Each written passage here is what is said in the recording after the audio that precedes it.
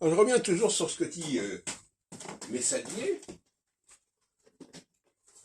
dans son ouvrage Réalité et mystification du paranormal, en disant que d'abord le paranormal, l'astrologie peut l'assumer, mais en même temps elle n'a pas à être mise dans le même sac que la divination, contrairement à ce qu'on peut lire dans les traductions biaisées du Deutéronome chapitre 6, où il n'est pas du tout question d'astrologie.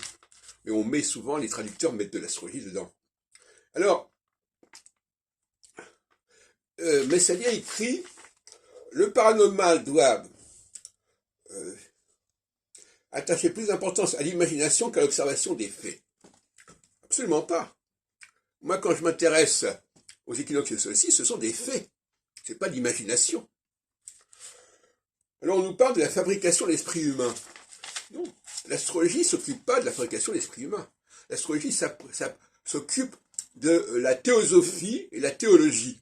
Alors, il y a un créateur qui crée des choses, qui crée des structures, qui ne sont ni celles de la nature, ni celles inventées par l'esprit humain. C'est ce qu'on appelle le troisième axe.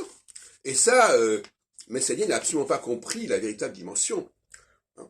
C'est une dimension que j'appellerais théosophique, c'est-à-dire de comprendre quelle était la dynamique théologique, la dynamique du plan divin, de l'ordre divin,